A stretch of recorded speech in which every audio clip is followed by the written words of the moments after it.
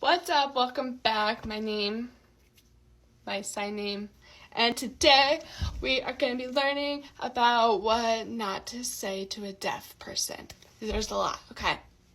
First one. Can you hear me? Yelling does not make anyone less deaf. Do you know English?